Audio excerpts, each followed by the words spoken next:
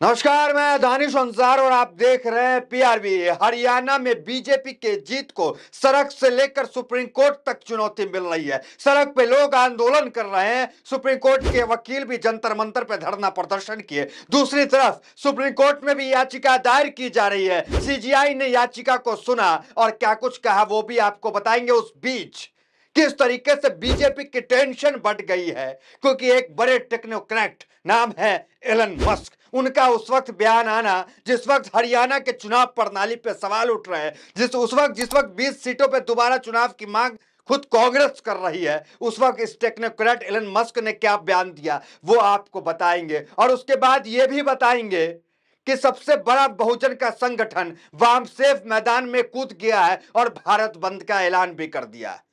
क्या कुछ balm safe करने वाला है जिससे बीजेपी की टेंशन तो बढ़ गई है। यूं तो हरियाणा में बीजेपी ने सरकार बना ली, तमाम मामले बीजेपी के खिलाफ हरियाणा में चल रहे थे। किसान से लेकर अग्निवीर से लेकर महिला पहलवान तक तमाम फैक्टर बीजेपी के खिलाफ था। उसके बाद भी बीजेपी 2014 और 2019 जब मोदी में था देश, उससे भी ज्यादा बड़ी जीत 2024 में हासिल करती है तो लोगों को चिंता होने लगी, लोग परेशान होने लगे कि आखिर बीजेपी इतने प्रचंड बहुमत में कैसे जीत गई। पहली बार देखने को मिला 70 साल में कि कांग्रेस जो है चुनाव प्रणाली पे सवाल उठा रही है, कांग्रेस जो है ईवीएम पे सवाल उठा रही है और 20 सीटों पे दोबारा चुनाव करने की मांग कर रही है। तमाम खबरें हम पहले आपको बता चुके हैं किस तरीके से कांग्रेस जो राष्ट्रीय पार्टी है, सबसे पुरानी पार्टी है, चुनाव प्रणाली पे सवाल उठाते हुए जाती है वहां पे इलेक्शन कमीशन और अपनी शिकायत देती है कि 20 सीटों पे दोबारा चुनाव हो।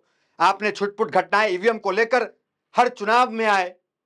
आपने देखा कि जो क्षेत्रीय पार्टी है वो ईवीएम को लेकर सवाल उठाती रही है, क्षेत्रीय पार्टी आंदोलन करती रही, बयानबाजी करती रही है, लेकिन 70 साल में पहली बार एक राष्ट्रीय पार्टी चुनाव प्रणाली पर सवाल उठाई तो इस देश के लिए, इस लोकतांत्रिक देश के लिए अच्छा नहीं था। क्या कुछ खबर आया एलन मस्क ने क्या कहा है और जो है बाम सेफ ने क्या कहा, सुप्रीम कोर्ट के वकील जो जंतर मंतर पे परसों धरना पे बैठे हुए थे उन्होंने क्या कहा है, याचिका को लेकर के सीजीआई ने क्या कहा है जहां दोबारा चुनाव करने की मांग की गई, सब कुछ बताते हैं क्या कुछ अभी चल रहा है। क्यों हम कह रहे हैं कि यूं तो सरकार बीजेपी ने बना ली लेकिन उसकी मुश्किलें जो है वो थमने का नाम नहीं ले रहा है। बारी बारी चलिए आइए अपडेट पे दिखाते हैं। पहले एलन मस्क का बयान, न्यूज 24 की आर्टिकल देखिए क्या लिख रहे हैं। वोटिंग मशीनों से चुनाव में धांधली की जाती है, राज्य को केवल पेपर बैलेट का उपयोग करना चाहिए और वोटों को हाथ से गिना जाए। कंप्यूटर प्रोग्राम पर भरोसा नहीं किया जा सकता है क्योंकि उन्हें हैक करना आसान है।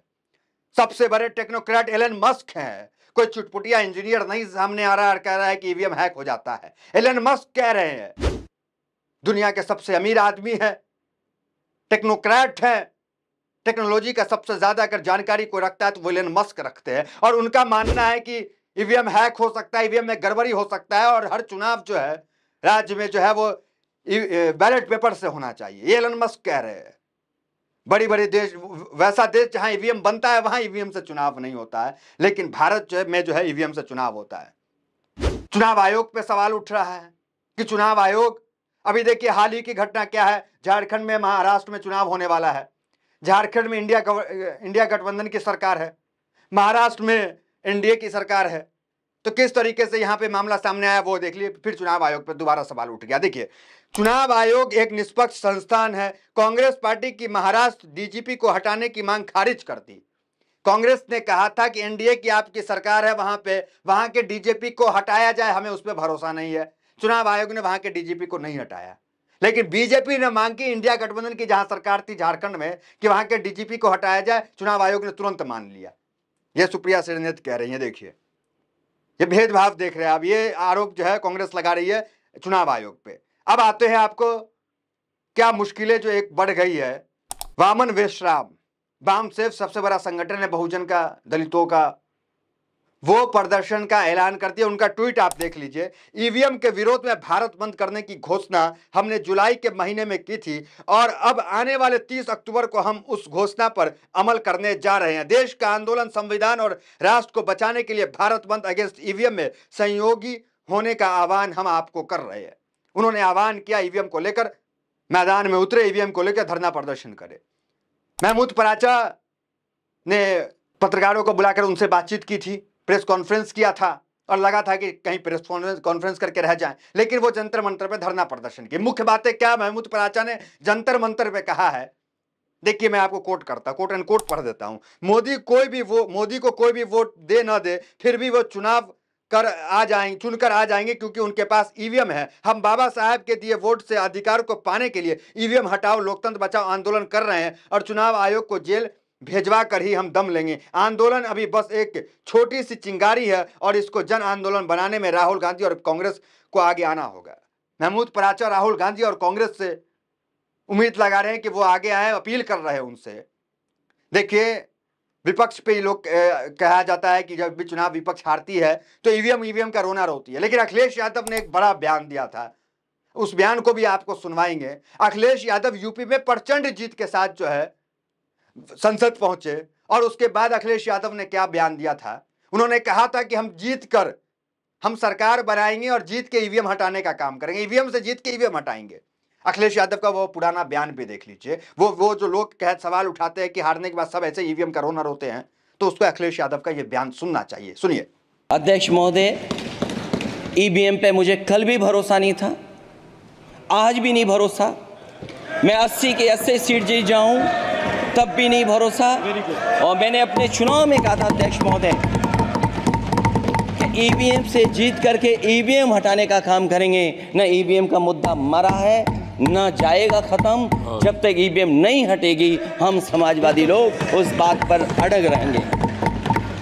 तो सुना आपने, जीता हुआ है प्रचंड बहुमत अयोध्या जैसे धार्मिक सीट से बीजेपी को हराने वाले अखिलेश यादव कह रहे हैं ईवीएम से जीत कर ही ईवीएम को हटाने का काम करेंगे। मतलब ईवीएम पे उनको संदेह है, ईवीएम पे शक है, वो भी चाहते हैं बैलेट पेपर से चुनाव हो। लेकिन देश में अभी ईवीएम से चुनाव जारी है। अब आते हैं सीजीआई पर। सीजीआई ने इस याचिका को जो है, सीजीआई ने कहा कि आप क्या चाहते हैं कि जो शपथ ग्रहण बीजेपी ले रही है उसे रोक दे। इस याचिका को जो है सुप्रीम कोर्ट ने खारिज कर दिया, लेकिन वकील भी पीछे हटने का नाम नहीं ले रहे। सीजीआई ने इस याचिका पर ज्यादा तवज्जो नहीं दिया। मतलब सीजीआई जो है उनका कहना है कि ये याचिका फजूल है, 20 सीटों पर चुनाव की मांग। और ये कांग्रेस भी जो है चुनाव आयोग पहुंची थी, लेकिन चुनाव आयोग को कांग्रेस को कोई स्पष्ट जवाब जो है नहीं मिला है। हमने आपको कहा कि इस ईवीएम को लेकर के पत्रकार से लेकर सुप्रीम कोर्ट के एडवोकेट से लेकर पार्टी, चाहे वो विपक्ष की पार्टी हो, चाहे वो भारतीय जनता पार्टी की ही मित्र पार्टी हो, आंध्र प्रदेश वाईएसआर की बात कर रहे हैं, उन्होंने भी कहा ईवीएम से चुनाव नहीं होना चाहिए। जगन मोहन रेड्डी का ये ट्वीट आया था, बयान आया था, तो उनको भी ईवीएम पे भरोसा नहीं है। किसी को ईवीएम पे भरोसा नहीं हो रहा है, तो किसको भरोसा है भाई ईवीएम पे? क्यों ईवीएम पे चुनाव हो रहा है?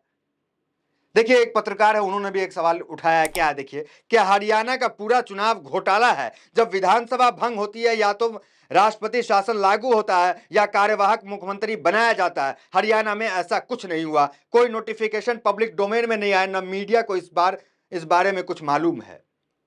तो इनका कुछ अलग ही यहाँ पे हिसाब है। इन्होंने सवाल उठा दिया है कि जो मुख्यमंत्री है वो कार्यवाहक मुख्यमंत्री रहता है, राष्ट्रपति शासन लागू होता है कहीं चुनाव होने से पहले। अब देखिए आगे वो क्या करे। हरियाणा की जनता को यह नहीं बताया गया कि चुनाव के दौरान राज्य के संवैधानिक स्थिति क्या है। क्या नायब सिंह सैनी बतौर मुख्यमंत्री काम कर रहे हैं और राज्य की मशीनरी का इस्तेमाल करते रहे हैं? इंदिरा गांधी का चुनाव सिर्फ इसलिए रद्द हुआ था क्योंकि उनके सेक्रेटरी ने कार का इस्तेमाल किया था। इंदिरा गांधी का चुनाव रद्द हो गया था, सेक्रेटरी ने कार का इस्तेमाल किया था। ये आरोप जो है वो पत्रकार जो है वो उठा रहे हैं। मतलब कुल मिलाकर आप ये कह सकते हैं कि ईवीएम का मामला कहीं से थमने वाला नहीं है। ईवीएम का मामला थमा नहीं है। सुप्रीम कोर्ट के वकील धरना पे धरना प्रदर्शन कर रहे हैं, याचिका पे याचिका सुप्रीम कोर्ट में दायर की जा रही है, दोबारा चुनाव की मांग की जा रही है। 20 चुनाव की मांग कांग्रेस की भी थी। 99% जहां ईवीएम चार्ज था वहां पे बीजेपी को बढ़त थी, वहां पे बीजेपी की वोट ज्यादा थी। ये तमाम सवालिया निशान के घेरे में चुनाव आयोग अभी है इस समय।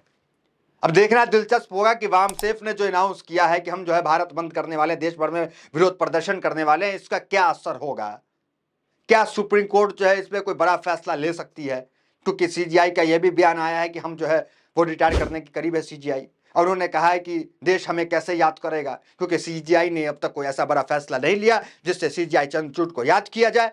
तो क्या चंद्रचूड़ जो है ईवीएम को लेकर के कोई बड़ा फैसला ले सकते हैं? क्योंकि कांग्रेस के सांसद ने भी यह मांग रखी थी कि सुप्रीम कोर्ट जो है इसमें हस्तक्षेप करे, सुप्रीम कोर्ट जो है वो ईवीएम को हटाकर बैलेट पेपर बहाल करने का काम सुप्रीम कोर्ट करे। तो क्या सीजीआई वो काम कर सकते हैं? सीजीआई का पुराना बयान फ्लैश हो रहा होगा, आप वो भी पढ़ सकते हैं सीजीआई ने क्या कहा था। मेरा मन भविष्य और अतीत को लेकर चिंताओं से भरा हुआ है। मैं खुद से सवाल पूछता हूं कि क्या मैंने वह सब किया जो मैंने किया था? इतिहास मेरा कार्यकाल को कैसे याद करेगा? ये सीजीआई की चिंता है। तो इस चिंता को देखते हुए एक आशा की किरण जाग रही है कि सीजीआई जो है ईवीएम को हटा सकते हैं।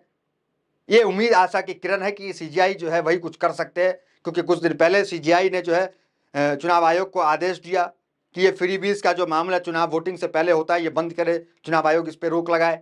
नोटिस जो है चुनाव आयोग सुप्रीम कोर्ट ने चुनाव आयोग को देने का काम किया। इससे एक आशा की किरण जागती है कि सीजीआई जाते जाते कोई बड़ा फैसला ले ले। फिलहाल ईवीएम का मुद्दा थमा नहीं है, फिलहाल उन 20 सीटों का मुद्दा थमा नहीं है, बाम सेफ मैदान में है। आगे देखते हैं क्या होता है। फिलहाल इस खबर में इतना ही, मिलता है अगली वीडियो से। बने हमारे साथ, बहुत बहुत धन्यवाद।